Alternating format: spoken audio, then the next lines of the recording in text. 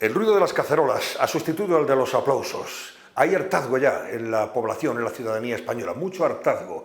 Y no tanto por el confinamiento en sí, sino porque ven una situación muy incierta por delante, un futuro inquietante desde el punto de vista económico. Muchos de los que están protestando en las calles, aprovechando los momentos de paseo y desde luego de sus casas con las cacerolas y piden libertad e incluso la dimisión del gobierno, lo hacen pensando en la situación económica que se está generando y que desde luego desde el gobierno aparentemente no se está ayudando a paliar, o por lo menos no se transmiten, digamos, soluciones o alternativas factibles y plausibles. Me refiero a aquellos autónomos que desde luego están, pues eso, desde hace ya 2 meses sin ingresar un solo euro en su casa. Me refiero a los pequeños comercios, a los medianos comercios, a la gente que trabaja en esos comercios, a la gente que está en los ERTES, que muchos de ellos no han cobrado y tienen que acercarse a las colas de Cáritas para poder llevar alimentos a su casa. Esa es la gente que está protestando, no solo en Núñez de Balboa, en la calle de barrio de Salamanca de Madrid, no, en toda España. Es una protesta que se está extendiendo y cada día más, por más que el presidente del gobierno intente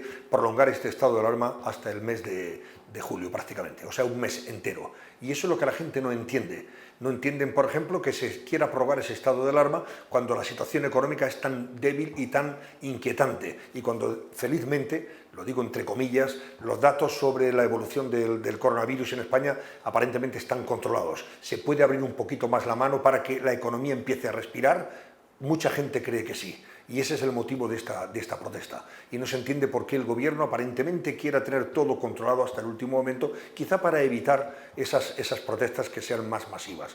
Desde aquí siempre hemos condenado las manifestaciones que se hacen siempre y cuando no o las protestas siempre y cuando no se guarden las medidas de seguridad. O sea, todo lo que se exige para evitar los contagios. Pero lo otro es libertad de expresión.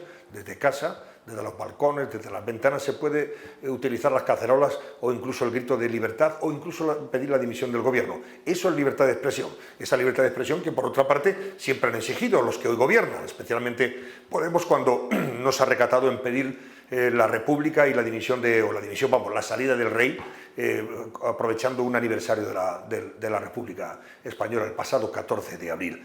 Muchos de los que ahora se rasgan las vestiduras por estas concentraciones, pues que dicen que esto están poniendo en riesgo la salud de los españoles y que si hay riesgo de contagios, claro que hay riesgo de contagios, cuando no se guarda la medida de seguridad, pero hubo sobre todo un riesgo de contagio enorme y se manifestó de tal manera cuando el 8M decenas de miles de personas salieron a las calles de Madrid y ahí empezó todo. Y ese fue una de las bombas víricas que llegaron luego a contagiar y a situar a Madrid en el foco de la pandemia y sobre todo colapsar la sanidad de nuestra capital, de la Comunidad de Madrid. Comunidad de Madrid que, por cierto, nadie entiende por qué sigue en la fase 0, cuando hoy ha tenido, por ejemplo, 16 fallecidos, que lamentamos, por supuesto, y que desde aquí enviamos el pésame a sus familiares, y solo 5 contagios. Seguimos en la fase 0 y preguntó la presidenta de la Comunidad de Madrid, Isabel Díaz Ayuso, al presidente por qué no le respondía a preguntas tan sencillas como estas.